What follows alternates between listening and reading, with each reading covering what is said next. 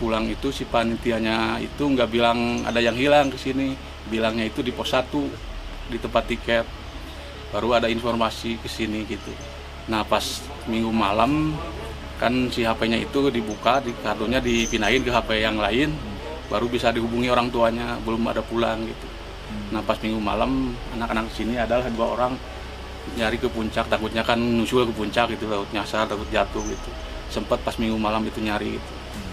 Nah, pas Seninnya itu baru seperti tim SAR, polisian, relawan yang baru nyari pas hari Senin gitu.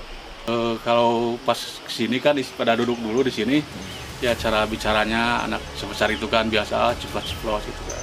Ya kan sempat duduk di sini kan pas nyampe pada istirahat ini.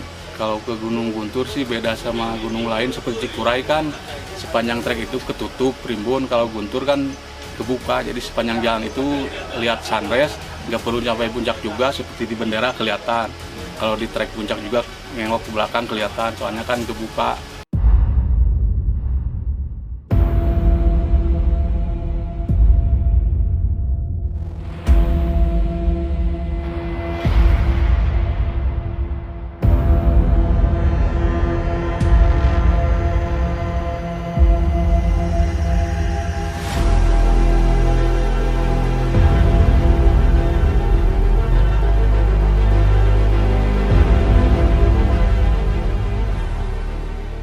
Oke, Mystery Seekers, semalam kita nginap di pos 3 Gunung Guntur. Jadi kita bikin tendanya itu persis di spot tendanya Gibran dibangun.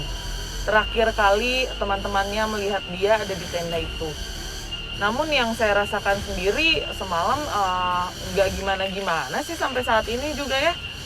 Dan semalam juga Dika sempat melakukan penelusuran, Charlie melakukan penelusuran, kalau saya ngopi aja di situ. Nah, kalau Charlie, semalam penelusuran lo gimana nih? Penelusuran gue tuh ke arah atas menuju puncak. Ya kalau yang gue rasain sih ya namanya merinding sendirian sih itu gue rasain ya dari kepala sampai ke kaki gitu kan. Cuman ada beberapa mungkin halusinasi gue aja ya. Karena tekanan juga kan gue sendirian. Gue kayak ngelihat kepala, cuman gue sih masih itu cuma batang pohon aja sih gitu kan. Dan gue coba untuk diem di sana, permisi dengan penunggu yang ada di sini. Yang gue rasain sih lebih ke merinding aja sih sebenarnya, halusinasi lah itu. Tapi kalau gue pikirannya tetap bisa ngelawan, bisa positif, ya aman-aman aja sih. Sampai gue turun lagi juga masih aman-aman aja aman-aman ya, nggak ada sesuatu yang berlebihan atau mengganggu gitu ya? Ya, gue bisa bilang sih seperti itu, tergantung kita sugestinya gimana. Bener sih, kalau gue juga setuju banget, nggak perlulah takut untuk bermain di alam gitu, asalkan kita stay positif aja gitu dan tidak bermaksud yang aneh-aneh. Kita juga hidup di dunia ini kan tidak sendiri, percaya nggak percaya, tapi memang kita tidak sendiri ya, hidup berdampingan aja sih. Iya. Sama-sama menghormati lah.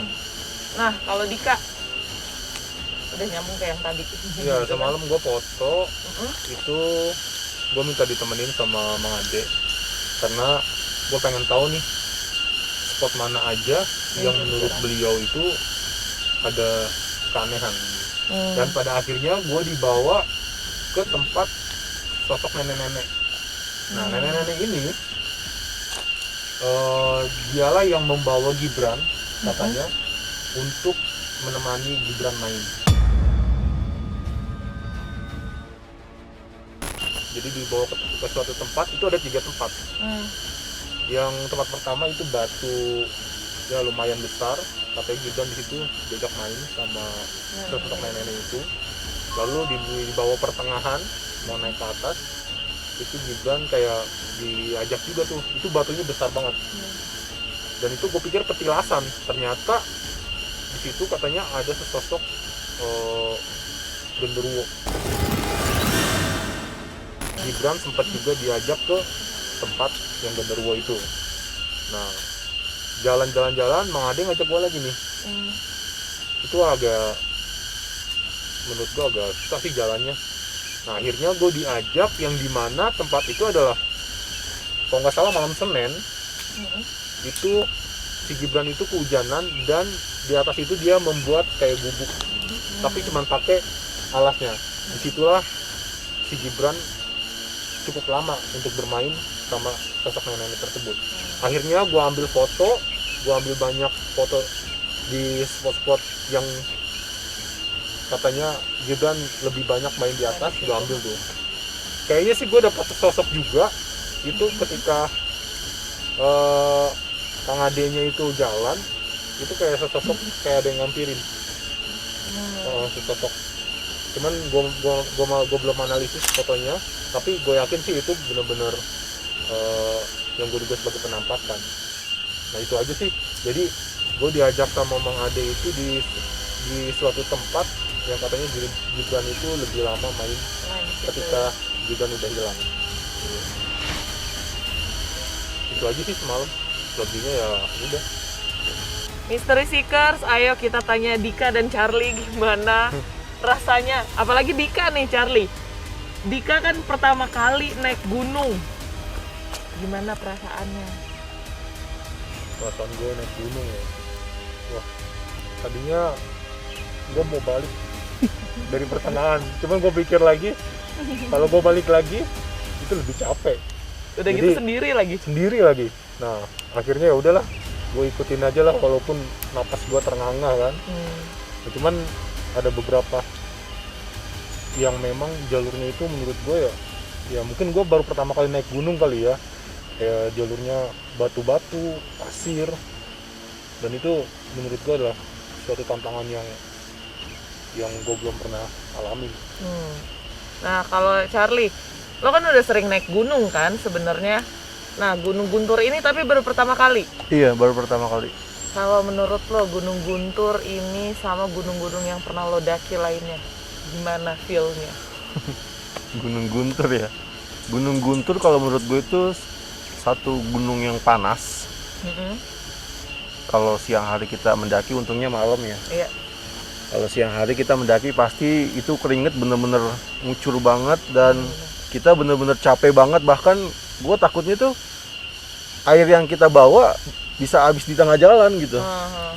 Tapi untung kita naik malam dan selama pendakian Gunung Guntur ini meskipun mau ke pos 3 seakan-akan kayak mau summit attack, tau gak sih? Iya sih, Itu batu-batu batu-batunya gede-gede banget, Bener. gokil. Dan ya sama, namanya gunung capek ya. Gue juga tadi terengah-engah juga semalam tuh, tapi enjoy sih, asik. Sama sih kalau gue juga enjoy banget Gunung Guntur. Malah nggak kepikiran bahwa mistisnya ininya itunya, tapi lebih ke arah emang fun aja sih di sini. Menyenangkan, menikmati semua prosesnya, menikmati semua tantangannya. Dan kalau Charlie bilang Gunung Guntur pas mau ke pos 3 emang batu-batunya gede-gede banget, ya gue juga merasa iya sih, di situ mungkin agak sedikit tantangannya ya. Iya. Tapi kalau udah nyampe di pos 3, udah relax, itu udah Waduh, nikmat sekali. hilang lah rasa capeknya tuh. Iya. Jadi kita tetap masih enjoy aja, tapi kan semalam lo sempet foto-foto nih. Kita belum lihat nih hasilnya. Jadi belum tahu Dika capture apa aja. Beberapa yang dari perjalanan itu kayak di Curug, itu gue mencoba untuk gue fokus cari foto penampakan gitu.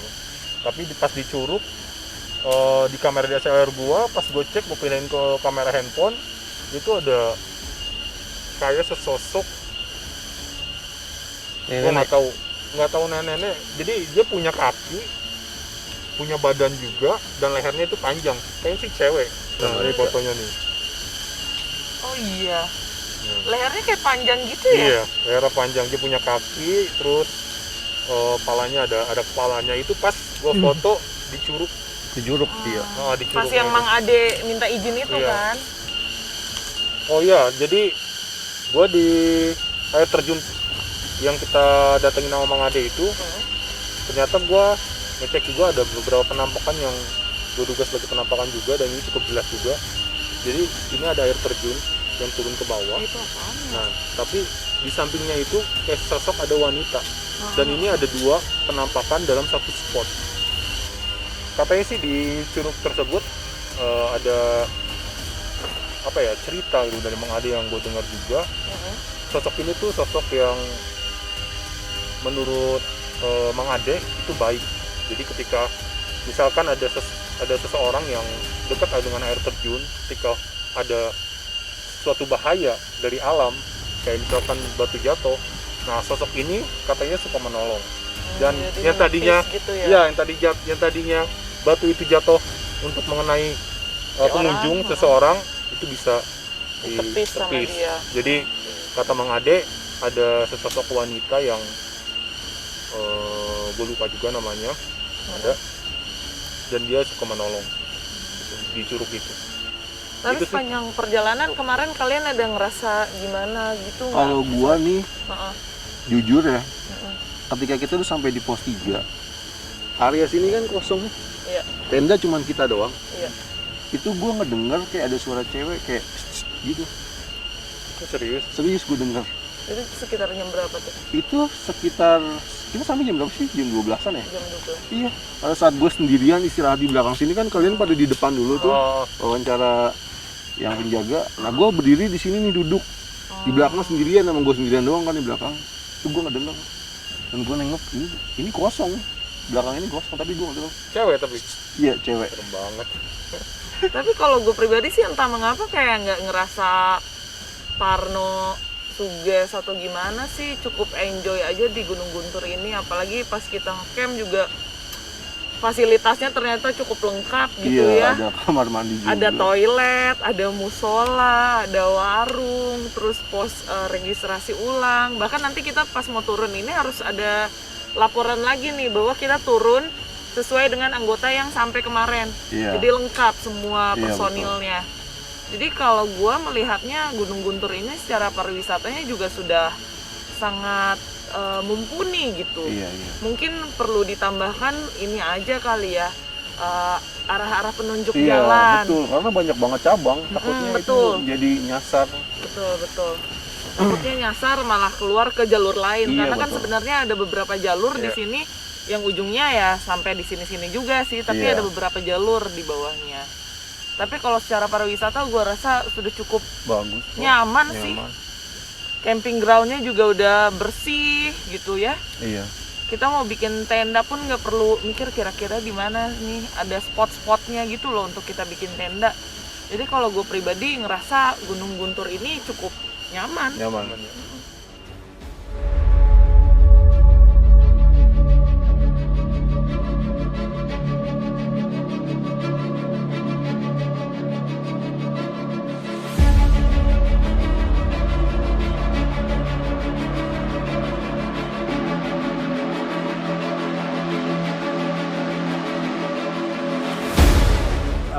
Tahu tentang kasus Gibran nggak?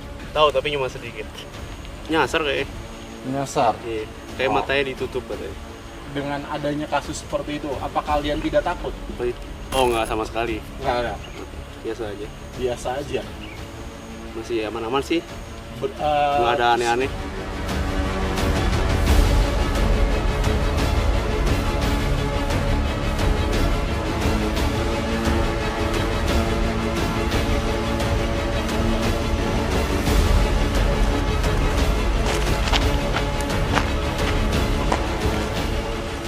Cakep banget ya Gunung Guntur. Semalam kita trekkingnya cuma kelihatan city light-nya aja. Nah, sekarang ketika terang kelihatan nih Kabupaten Garut dari atas sini. Mantap. Dan luar biasa sih dari kemarin kita trekking sampai hari ini juga pas mau balik cuaca tuh mendukung banget. Matahari nggak yang mentereng sampai kepanasan. Adem ayem aja gitu loh. Kemudian juga nggak hujan. Luar biasa deh. Alam mendukung perjalanan kita hari ini.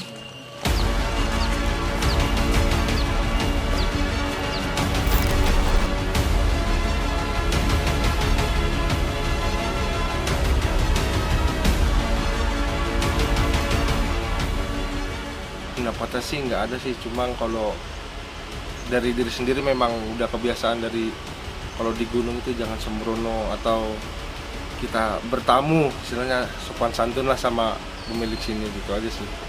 Mungkin karena si Gibran ini kebanyakan ngelamu. The moment of truth, kita akan turun ke Curug Cikoneng, tempat Gibran akhirnya ditemukan. Kalau saya bilang ini lebih ekstrim dibanding yang kemarin kata bapak-bapak, ekstrim itu adalah perjalanan menuju pos 3 karena bebatuan. Tapi di sini lain lagi, batu-batuan, bahkan tebing kita harus naik di antara curug-curug ini. Kemudian juga batu-batuannya tuh banyak lumut, jadi cukup licin. Tebingnya lumayan tinggi dan di kiri kanan kita harus berhati-hati dalam berpegang karena banyak sekali pohon-pohon yang berduri seperti ini.